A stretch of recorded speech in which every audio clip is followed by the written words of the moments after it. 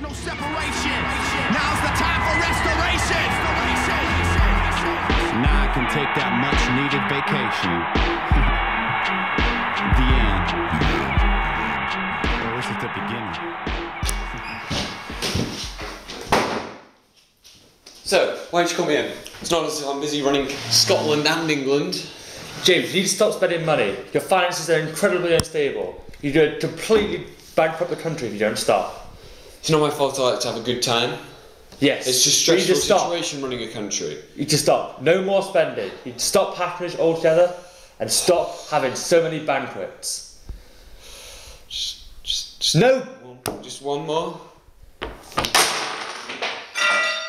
don't want to say I told you so.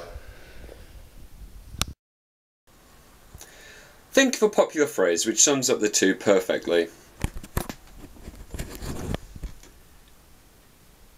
If only that was the case. No, not that one. Not that one even. No, not that one. No, not that. No, not that one. That's the one. Like father, like son.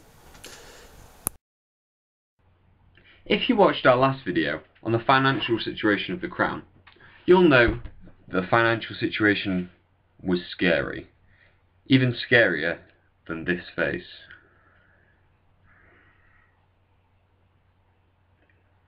That's why appropriation clauses were attached to a subsidy of £300,000 in 1624, because Parliament didn't want all the money just being spent on relieving the king of his debt, did they?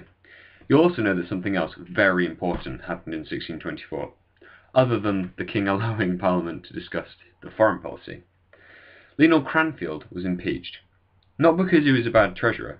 In fact, it was far from it. It was due to his opposing of war, and the Patriotic Coalition did not like that. So now, you know that Lionel Cranfield had gone, who opposed war, and King James had gone. You can begin to get a picture of the fact that Parliament really began to support war. Rex Pacificus was replaced with a man who wanted blood on his hands. Not because he was an environmentalist who wanted to recycle tampons, but because he wanted revenge on the Spanish. Why? Because he hadn't forgotten the embarrassment caused to him by the failure of the Jack and Tom Smith expedition, and his rejection by the Spanish Infanta.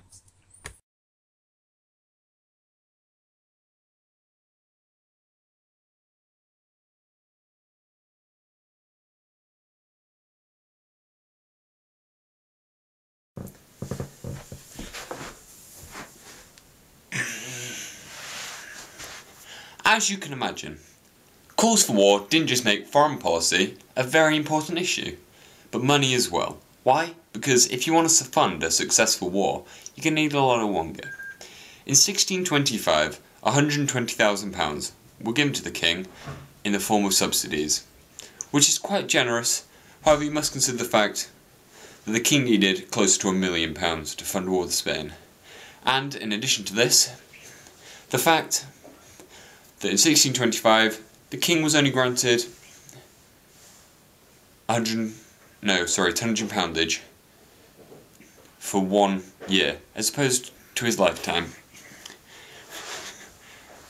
which was very important because it accounted for 50% of the king's ordinary revenue, and also because Roger Lockyer believes that the affair did as much as any single issue to poison the atmosphere at the outset of Charles's reign.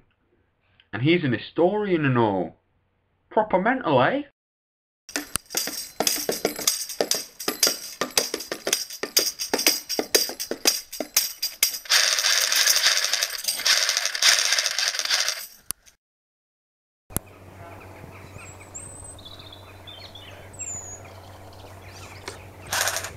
Shit! Enemies incoming! Enemies incoming! Move! Shh! Sir, there's a problem. How many horses do we have? 200! So what's the problem? We're out of fuel. Damn. bastard. Be rational, sir. Take deep breaths. We can get through this. How could there be no fuel left? I just don't understand it. Sir. I thought there was some way. Main starvation. What you gonna do? Please!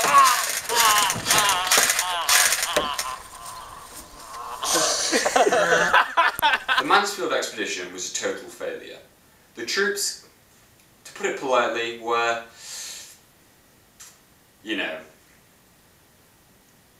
The German general received troops who were obtained largely by impressment. That means justice of peaces and deputy lieutenants had obtained them by force. They were forced to go to war. They were forced to do military service.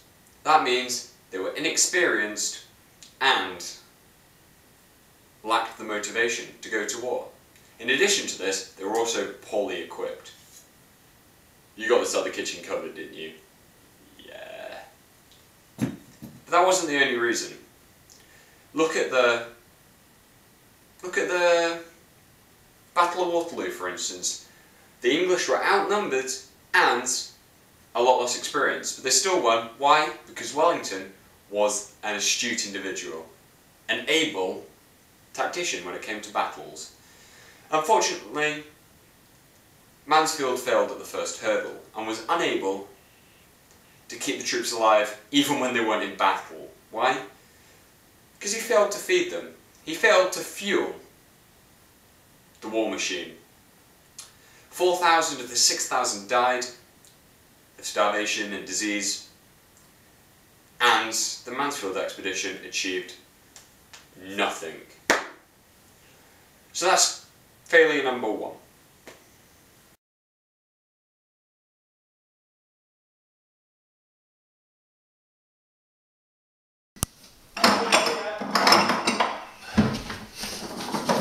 You got anything?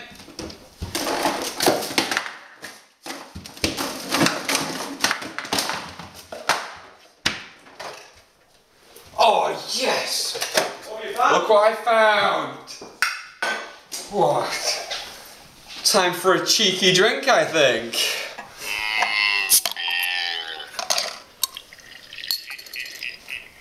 Careful, not too much. Drink it! Drink it! No more. Drink it! Oh! 4%, you know, man. Oh, Shit, are you serious? Oh. Things didn't go to plan though. It became apparent that the king's financial situation was dangerously bad. Only £600 remained in the exchequer, forcing the king to use the dowry obtained through his marriage with Henrietta Maria and £70,000 borrowed from a foreign financer. Just like the Mansfield expedition, it was a logistic disaster because they ran out of provisions, many rotted, and had insufficient beer and water. They did get to where they wanted to go though, but once they did, they just found a storage of wine and got trouted. A disaster which would fall on the head of the Lord High Admiral, George Villiers, or Buckingham, the King's favourite. And he was far from popular after the York House Conference, which enraged Calvinists, because he associated himself with the Arminians.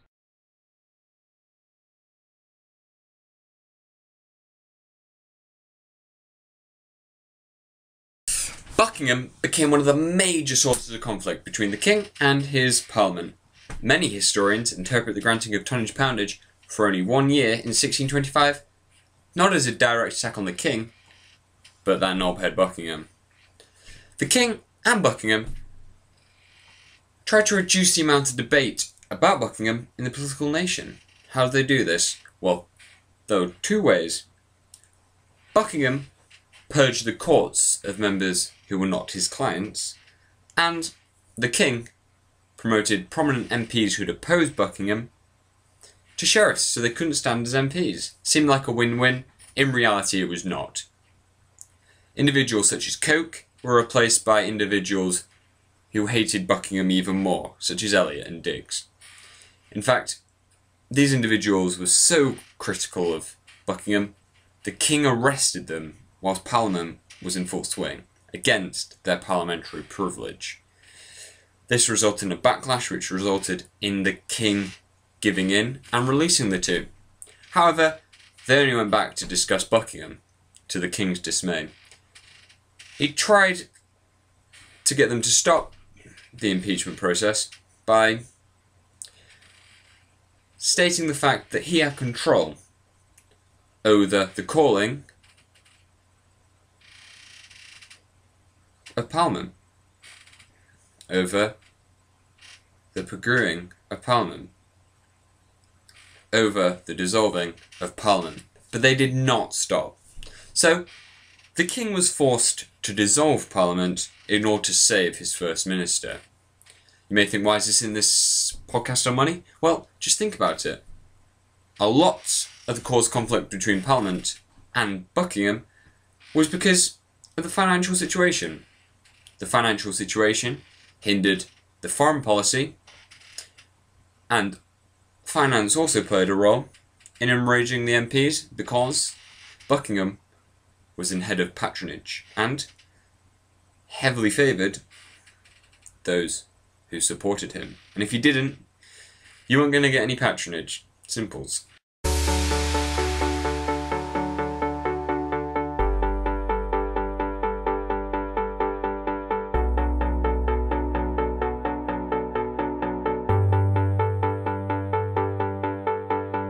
I can't win, I can't reign, I will never win this game without you, without you, without you, without you, without you. I am lost, I am vain, I will never be the same without you, without you, without you, without you, without you.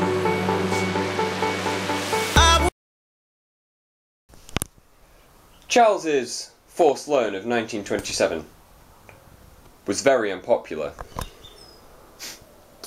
5 knights decided to stand up against the king and question the legality of forced loans.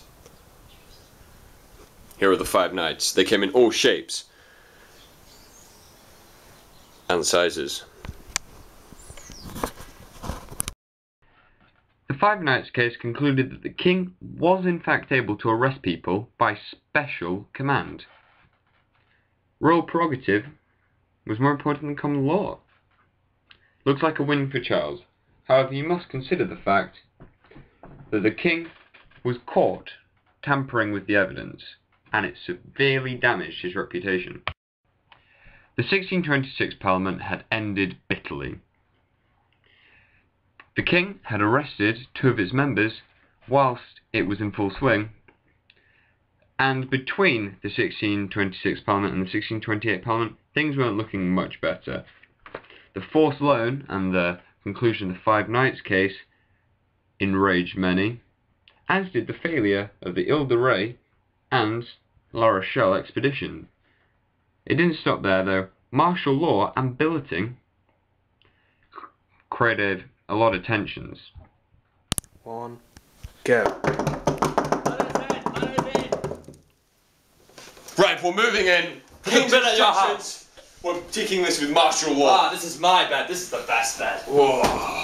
I could get used to this.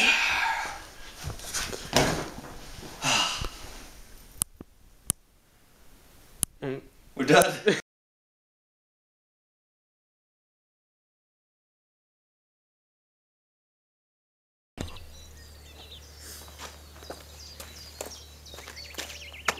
In 1628, King James called Parliament. Why? Because the king needed money. He didn't revert to the old and accepted way by choice. The king needed £500,000 for war, because he was at war with the 2 most powerful nations in Europe, France and Spain. Only Parliament could supply the king with this much money. When Parliament did assemble, they were fully aware of the importance. One MP stressed that it would decide whether Parliament will live or die.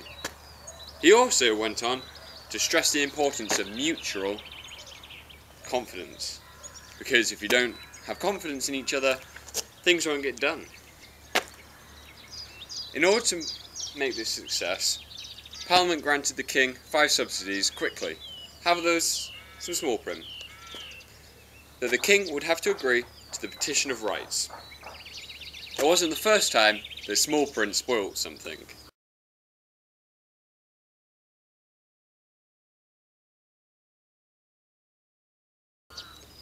The King did reluctantly agree to the Petition of Rights, however cheekily avoided attaching a statute number, meaning it was undermined to an extent. What did the Petition of Rights do? The Petition of Rights made forced loans illegal, the arresting of individuals without a valid reason illegal, and forced billeting and martial law illegal too. The passing of the Petition of Rights was so popular it became a national event. However, it also showed that the King could no longer rely on the Lords in order to protect his royal prerogative, because although they did try to make the Petition of Right less aggressive by adding an extra paragraph, they unanimously agreed to support the Petition of Rights. Parliament was prorogued after the Petition of Rights with the intention of calling it back. And just like during the Great Contract of 1610, when Parliament returned, attitudes were a little different. A lot of things had happened over the holidays.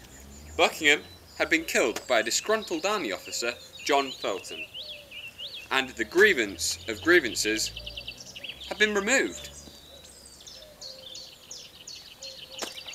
It was Coke who said that Buckingham was the grievance of grievances. Another thing happened. Due to the death of Buckingham, Charles and Henrietta Maria found love.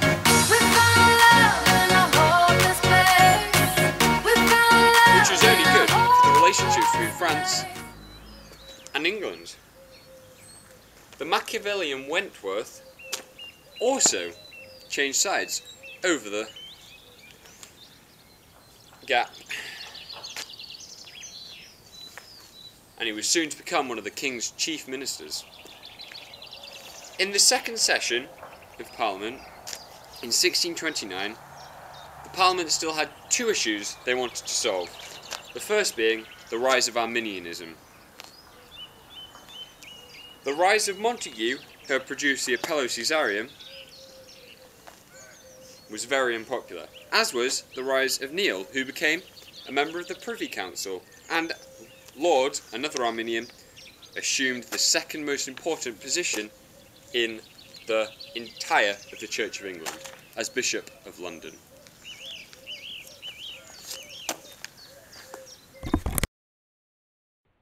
Tonnage and poundage came source of conflict because the King had confiscated some goods of a merchant because he refused to pay tonnage and poundage. It didn't help that one of them was an MP, John Roe, and Commons took his case. Charles was adamant that he wasn't in the wrong though, because it was an emergency, because England was at war.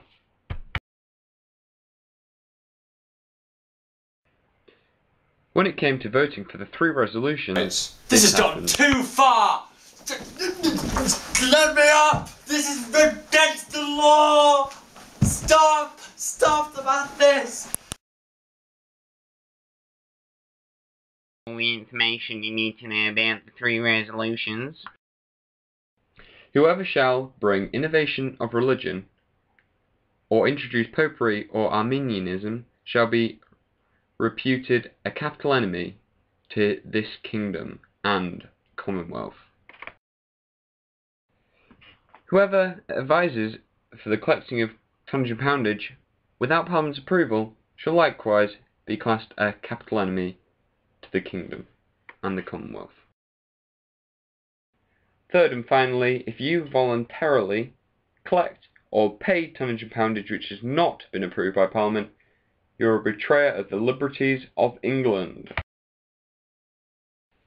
King Charles then dissolved Parliament and didn't call it back for 11 years because he was unwilling to compromise his royal dignity and negotiate with the House of Commons.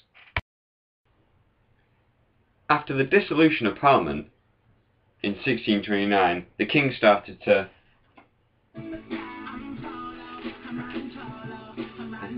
go solo. This is a period of peace, which is good for the financial situation of the crown. In 1630, he made friends with France, and in 1631, he cleared things over with Spain. Because Parliament dried up as a source of income, he had to come up with some new ideas. One of them was the introduction of new medieval taxes by William Noy was very unpopular. In 1621, Noy had opposed monopolies, but now he was introducing taxes which were equally as popular, i.e. as popular as AIDS. Whilst on the subject of monopolies, one must mention the fact that the king found a loophole in the Statute of Monopolies introduced in 1624. What the king did was he gave monopolies to companies as opposed to individuals. The least popular monopoly was the monopoly on soap, by which the king would receive £4 for every ton sold at the expense of the public. Ship money came at a great political cost as well. It was extremely unpopular because everyone opposed it. Why? Because most people didn't believe it was an emergency because the nation was not at war, and because it was enrolled to the whole country, not just coastal regions. Why? Because all men ought to be supported by all. This helped the king raise a lot of money, £190,000 a year, became a great political cost. John Hampden challenged ship money. Why? Because he hated it. How? Because he refused to pay it. Although the courts did support the king, it was only just, and all the people in the court had been appointed by the king. So the fact that 5 of the 12 sided with Hampden reflected the unpopularity of ship money. Other methods were also used, and they were just about as popular. Forest money charged individuals who lived on areas of royal forests, not in 1600s, but the 1300s. Yes, they wind back the clocks on the maps so they could charge more people, were very unpopular, and the Earl of Salisbury was charged £20,000. The restraint of a knighthood also enabled the king to fill his boots. He fined everybody who insulted him by turning down the opportunity to become a knight.